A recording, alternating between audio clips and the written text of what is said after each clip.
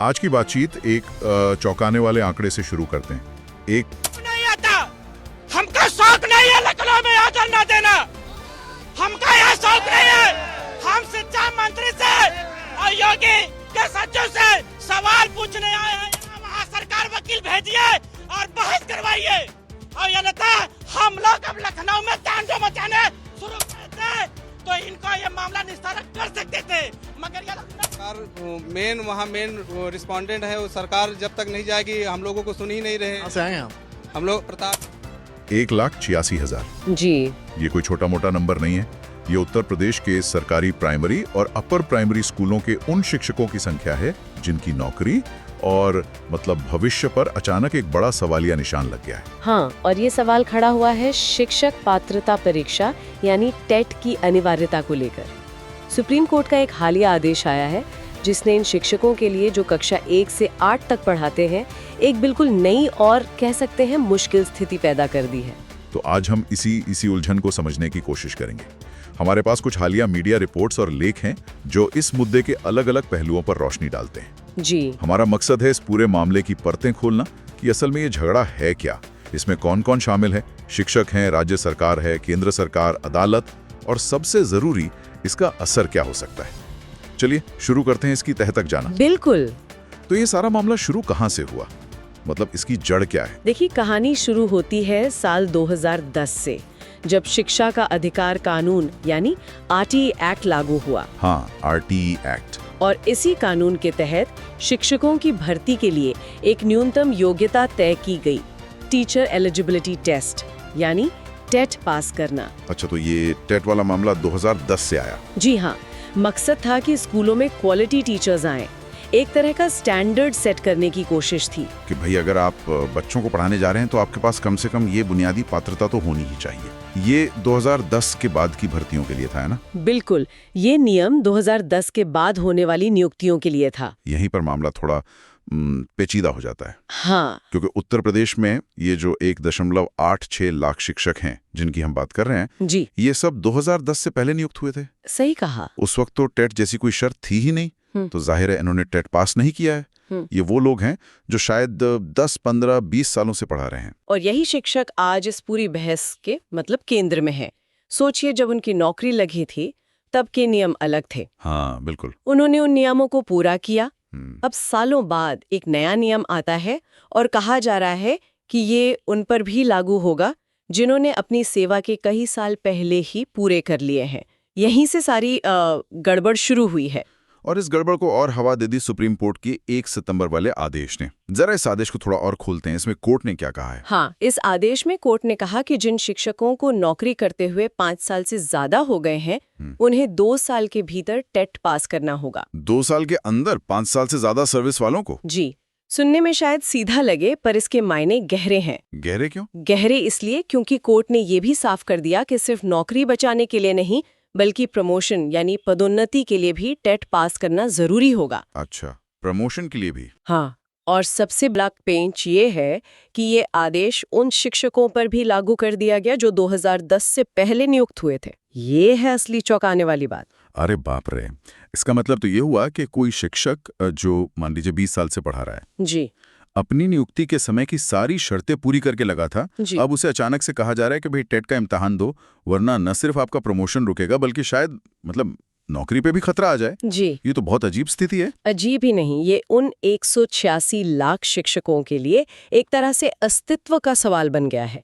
इतने सालों की सर्विस के बाद जो एक स्थिरता और सुरक्षा महसूस होनी चाहिए वो अचानक से गायब हो गई लगती है। हाँ, सही कहा। और इसका फौरी असर भी दिख रहा है। हमें पता चला है कि इस आदेश के बाद शिक्षकों के प्रमोशन की जो प्रक्रिया चल रही थी ना प्रदेश में, हाँ, वो तत्काल प्रभाव से रोक दी गई है। ओहो, तो प्रमोशन रुक गए इनके? जी, जाहिर है जब इतने सारे लोग प्रभावित होंगे तो खलबली तो मचेगी ही।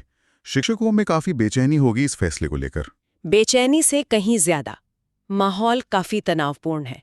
सुनने में आया है कि कई शिक्षक स्कूलों में बाहां पर काली पट्टी बांधकर पढ़ा रहे हैं। अच्छा, विरोध जताने के लिए? हाँ, ये उनका तरीका है अपना विरोध और अपनी चिंता जताने का।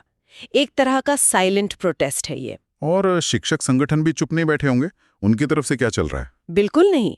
खास तौर पर विशिष्ट बीटीसी शिक्षक वेलफेयर एसोसिएशन काफी मुखर है इस मुद्दे पर। उन्होंने केंद्र सरकार की चुप्पी पर सवाल उठाए हैं। केंद्र सरकार की चुप्पी पर? जी, एसोसिएशन की एक वरिष्ठ पदाधिकारी हैं शालिनी मिश्रा। उनका बयान आया है कि सुप्रीम कोर्ट ने तो 2010 से पहले नियुक्त शिक्षकों पर भी टीईटी की शर्त लगा दी, लेकिन केंद्र सरकार ने अब तक इस पर कोई स्पष्टीकरण या हस्तक्षेप क्यों नहीं किया, ये बात उन्हें परेशान कर रही है। उनका तर्क शायद ये है कि जब ये नियम बना ही नहीं था, तब नियुक्त हुए लोगों पर इसे पिछली तारीख से कैसे लागू किया जा सकता है ना? हाँ, बिल्कुल। और वो शायद केंद्र से किसी तरह की राहत या क्लैरिफिकेशन की उम्मीद कर रहे होंगे। हाँ, उनका मुख्य बिंदु यही है कि कानून को रेट्रोस्पेक्टिव यानी पिछली तारीख से लागू करना ठीक नहीं है, खासकर जब इससे इतने लोगों की नौकरी और करियर दांव पर लगे हों। सही बात है। उन्हें उम्मीद थी कि शायद केंद्र सरकार या राष्ट्रीय अध्यापक शिक्षा परिषद यानी एनसीटीई जो ये नियम बनाती है, हाँ, एनसीटीई, वो स्थिति साफ करेगी, लेकिन ऐसा ना होने से उनमें निराशा बढ़ रही है। ये एनसीटीई का पूरा नाम है national council for teacher education. अच्छा, ये तो हुई शिक्षकों और उनके संगठनों की बात। अब अगर हम प्रदेश सरकार के नजरिए को देखें तो उत्तर प्रदेश सरकार का क्या रुख है इस पर? क्या वो इन शिक्षकों के साथ खड़ी है? ऐसा लग तो रहा है। राज्य सरकार का रवैया सहानुभूतिपूर्ण दिख रहा है। उनकी कोशिश है कि जो शिक्षक 2010 से पहले नियुक्त हुए थे, उनकी नौकरी सुरक्षित रहे, भले ही उन्होंने टेट पास न किया हो। अच्छा, तो सरकार बचाव में है और इस कोशिश में उन्होंने कुछ ठोस कदम भी उठाए हैं। हाँ, मुख्यमंत्री योगी आदित्यनाथ के निर्देश पर बेसिक शिक्षा विभाग ने एक्शन लिया है। विभाग ने 16 सितंबर को सुप्रीम कोर्ट में एक पुनर्विचार याचिका, रिव्यू पिटिशन जिसे कहते हैं, जी, रिव्यू पिटिशन, वो दाखिल कर दी है। यानी वो सुप्रीम कोर्ट से कह रहे हैं कि कृपया अपने फैसले पर एक बार फिर से विचार करें। तो राज्य सरकार कानूनी लड़ाई लड़ रही है इन शिक्षकों के लिए, और क्या कर रहे हैं वो? इसके अलावा विभाग के अधिकारी लगातार कानूनी जानकारों से सलाह मशवरा कर रहे हैं कि इन शिक्षकों के हितों को कैसे बचाया जा सकता है और क्या रास्ते हो सकते हैं। तो राज्य सरकार तो अपनी तरफ से कोशिश कर रही है, लेकिन क्या ये काफी होगा? कुछ विशेषज्ञ कह रहे हैं कि शायद नहीं। जैसे एक विधि सलाहकार हैं आमोद श्रीवास्तव, उनका मानना है कि जब तक केंद्र सरकार दखल नहीं देती तब तक शायद पूरी राहत मिलना मुश्किल है। हाँ। ऐसा क्यों? केंद्र की भूमिका इतनी अहम क्यों मानी जा रही है? देखिए, ये समझने वाली बात है, शिक्षा का अधिकार आरटीई कानून जो है वो संसद ने बनाया है, यानी ये एक केंद्रीय कानून है। हाँ, सेंट्रल लॉ है। और टेट की अनिवार्यता इसी कानून के तहत आई है। राष्ट्रीय अध्यापक शिक्षा परिषद एनसीटीई ने ही केंद्र सरकार के निर्देशों के मुताबिक टेट के नियम बनाए थे। अच्छा, तो अगर इन नियमों में कोई ढील देनी है या कोई खास स्थिति जैसे पुराने शिक्षकों की है उसके लिए स्पष्टीकरण देना है, तो ये काम केंद्र सरकार या एनसीटीई के स्तर पर ज्यादा प्रभावी ढंग से हो सकता है। मतलब पॉलिसी लेवल का मामला है। जी, राज्य सरकार सुप्रीम कोर्ट में अपील तो कर सकती है और कर भी रही है, लेकिन नीतिगत स्तर पर अगर कोई बदलाव या स्पष्टीकरण आना है तो उसमें केंद्र की भूमिका बहुत महत्वपूर्ण हो जाती है। ये मामला केंद्र और राज्य के बीच बेहतर तालमेल की जरूरत को भी दिखाता है। अच्छा, अब समझा। तो मतलब अभी की स्थिति ये है कि यूपी के 2.25 लाख शिक्षक अधर में लट गए हैं। हाँ, कह सकते हैं। सुप्रीम कोर्ट के आदेश से उनका प्रमोशन रुक गया है। राज्य सरकार ने बचाव में सुप्रीम कोर्ट में रिव्यू पिटिशन डाल दी है। जी। और अब सबकी नजरें इस बात पर हैं कि सुप्रीम कोर्ट इस याचिका पर क्या कहता है और क्या केंद्र सरकार इस मामले में कोई दखल देती है या नहीं। यही है फिलहाल का सारा। बिल्कुल, आपने सही पकड़ा। फिलहाल स्थिति यही है, एक कानूनी और नीतिगत पेच फंसा हुआ है जिसका सीधा असर लाखों शिक्षकों, उनके परिवारों और कहीं ना कहीं बच्चों की पढ़ाई पर भी पड़ रहा है। अब यहाँ थोड़ा रुककर सोचते हैं, क्या ये मामला सिर्फ इन 1.86 लाख शिक्षकों की नौकरी या प्रमोशन का है, या इसके मायने और भी बड़े हैं? ये इतना महत्वपूर्ण क्यों हो गया है? नहीं, ये सिर्फ उन शिक्षकों तक सीमित नहीं है, इसके असर काफी दूर तक जाते हैं। जैसे? पहला और सबसे सीधा असर तो प्रदेश की पूरी शिक्षा व्यवस्था पर है। सोचिए, प्रदेश में कुल सरकारी प्राइमरी और अपर प्राइमरी शिक्षक लगभग 4.6 लाख हैं। 4.5 लाख के करीब। जी, उनमें से 1.86 लाख यानी करीब 40% शिक्षक इस अनिश्चितता के दायरे में हैं। 40%? ये तो बहुत बड़ा आंकड़ा है। बहुत बड़ा। अगर इनकी नौकरी पर कोई संकट आता है तो स्कूलों में एकदम से शिक्षकों की भारी कमी हो जाएगी। इसका बच्चों की पढ़ाई पर क्या असर पड़ेगा, ये अंदाजा लगाना मुश्किल नहीं है। हाँ, 40% वर्कफोर्स अगर अनिश्चित हो तो सिस्टम तो हिलेगा ही। और क्या पहलू हैं? दूसरा पहलू कानूनी है और काफी पेचीदा। ये जो किसी कानून या नियम को पिछली तारीख से लागू करने का सिद्धांत है, यानी रेट्रोस्पेक्टिव एप्लीकेशन। हाँ, रेट्रोस्पेक्टिव। ये हमेशा से विवादित रहा है। आमतौर पर कानून भविष्य के लिए बनते हैं। हाँ। जब उन्हें पीछे से लागू किया जाता है तो ये उन लोगों के लिए नाइंसाफी हो सकती है जिन्होंने पुराने नियमों के हिसाब से अपनी जिंदगी और करियर प्लान किया था। बिल्कुल। यहाँ भी यही सवाल उठ रहा है, क्या 2010 के बाद आए टेट के नियम को 2010 से पहले नियुक्त शिक्षकों पर थोपना कानूनी और नैतिक रूप से सही है? ये एक बड़ा कानूनी सवाल है जिस पर शायद सुप्रीम कोर्ट पुनर्विचार याचिका में गौर करे। और तीसरा, आपने कहा था कई पहलू हैं। तीसरा पहलू नीति निर्माण से जुड़ा है।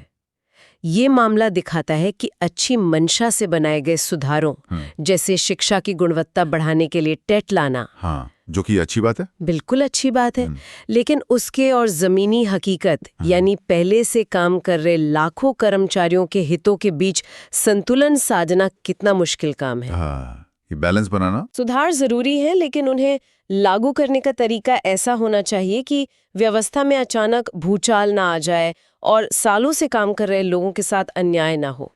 ये पॉलिसी बनाने वालों के लिए क्लासिक चैलेंज है, बदलाव कैसे लाएं बिना ज्यादा उथल-पुथल मचाए। वाकई ये संतुलन साधना बहुत ही नाजुक काम है।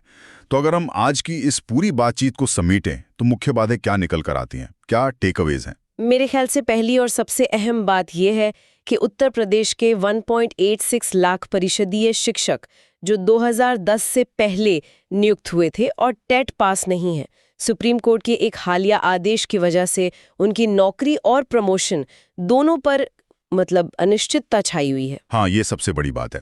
दूसरी बड़ी बात ये कि प्रदेश सरकार इन शिक्षकों का बचाव कर रही है। उसने सुप्रीम कोर्ट में रिव्यू पिटीशन दायर की है और कानूनी रास्ते तलाश रही है। जी, और तीसरी शायद सबसे निर्णायक बात यह है कि इस उलझे हुए मामले के स्थायी हल के लिए ज्यादातर जानकारों और खुद शिक्षक संगठनों को लगता है कि केंद्र सरकार का हस्तक्षेप जरूरी है। हाँ, क्योंकि जड़ें वही हैं।